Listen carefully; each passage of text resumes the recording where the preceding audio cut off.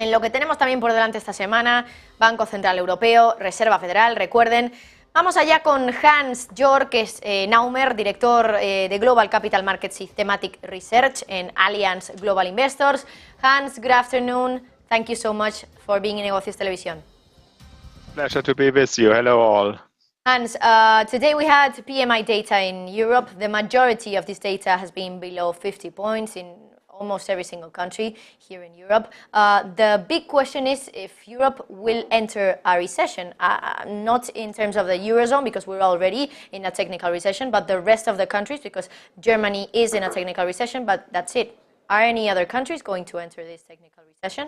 Yeah, it seems to be highly likely. Unhappy to say, though, that most of the European countries will head forwards into recession if they are not yet in, like Germany, as you just mentioned.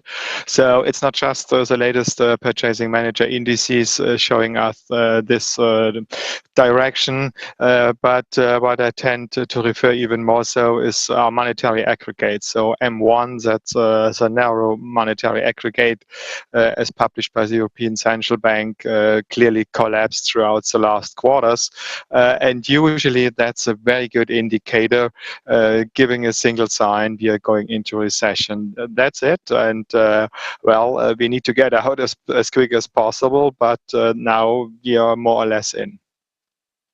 This week, by the way, Hans, we have ECB and Federal Reserve meetings. What do you expect for both of these meetings? I guess the real mystery will be in the speech of both of them, of Christine Lagarde and Jerome Powell, because the market has already priced in that both are going to hike interest rates in almost 25 basis points. Yeah, and that's clearly our picture. So what we expect is same as market consensus and same what you just mentioned, that's already priced in. Most likely is we are going to see another hike by 25 basis points made by the Federal Reserve Bank as well as by the European Central Bank. And then the question more or less is when will the Fed, not that much the ECB, will be close to its terminal rate. So where we'll say stop. That's not yet in the cards. I would say the odds are very high that we are going to see another hike by 25 basis points in September, most probable. So when the next FOMC meeting will take place after the holidays.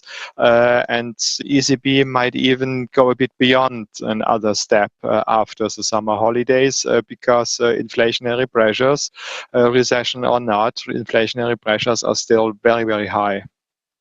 What do you think Powell might signal in his speech, and will he stay, in your opinion, with his idea of another rate hike in September?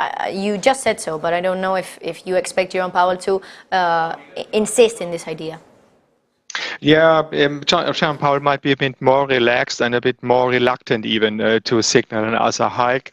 He might go a bit closer to, let's say, a wait-and-see approach. He has done so much throughout the last quarters, and he hiked so well quickly, taking one step after the other. He could relax and he could refer to the data, to the latest inflationary figures, playing into his hands because they showed both the overall figures for consumer price index as well as the core rate, that inflation started to decline. Therefore, he might be a bit reluctant in signaling another hike, but given a more, let's say, Wixellian approach, Wixell was a Swedish economist and he tried to calculate the natural rate for central banks. You might see, or what we do see is that another hike could still be probable. Hans, do you think a strong euro will refrain Christine Lagarde from hiking rates more than once? I mean, more than in September? No, not that much. Of course, a strong euro does support her in fighting inflation. But for Madame Lagarde, the most important thing is to watch the core rate very, very closely. And the core rate simply still shows an upward moving trend. And therefore, there is much to be done. And the first thing she has in mind is not that much the euro, that's my opinion at least, but even more so how to pressure inflationary expectations. And inflationary expectations are not yet where they should be out of a ECB point of view, and therefore there's still something to be done.